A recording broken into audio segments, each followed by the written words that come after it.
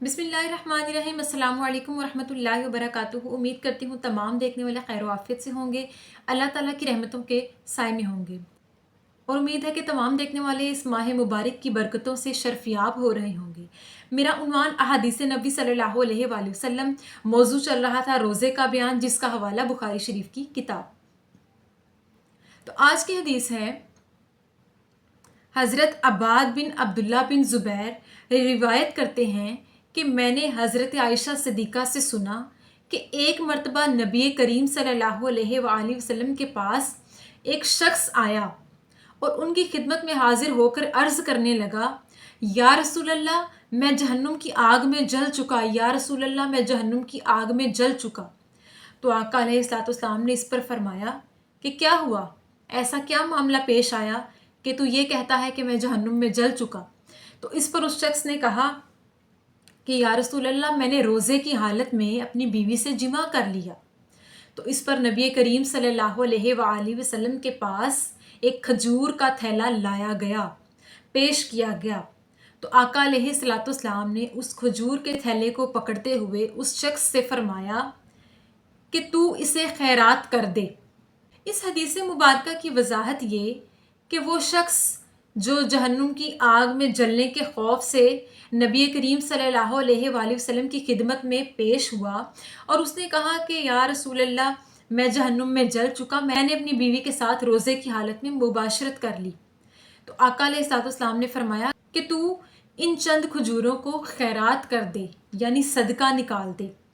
यानी आका अलैहिस्सलाम की इस हदीस मुबारका से ज़ाहिर होता है कि जो शख्स ये जानते हुए कि वो रोज़े से है, यानी इबादत से है, वो इबादत की अदायगी कर रहा है। रोज़ा एक इबादत है और इबादत की हालत में अपनी बीवी से मुबाशरत करना जायज़ नहीं है।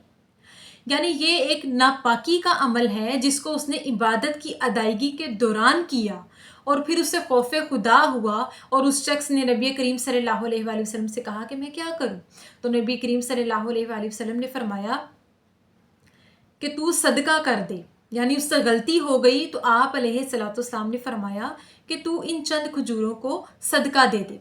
बेशक रमज़ान की रातों में मियाँ बीवी की मुबाशरत करना जायज़ है, जमा करना जायज़ है, लेकिन जो शख्स रोज़े की हालत में, रोज़े के दौरान यानी इबादत के दौरान अल्लाह ताला की खातिर वो इबादत कर रहा है, अपनी जिस्मानी इबादत की अदायगी कर रहा है, इसके दौरान जानबूझकर वो ये अमल करे तो ऐसा करना गलत है और गुनाह है।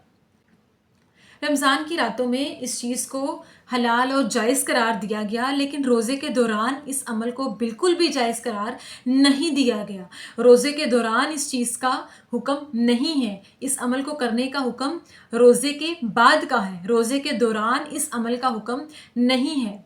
लिहाजा अगर कोई शख्स रोज़े के दौरान अपनी बीवी से मुबाशरत कर लेता है और उस पर गुस्ल वाजिब हो जाता है तो उसे चाहिए कि वो सदका दे, मगर जानबूझकर ऐसा अमल ना करे जिससे उसका रोज़ा भी टूट जाएगा और उसे गुनाह भी होगा।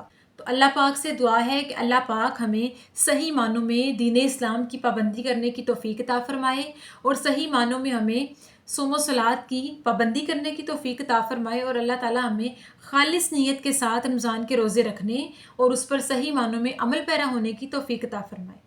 आमीन सुम आमीन। शुक्रिया।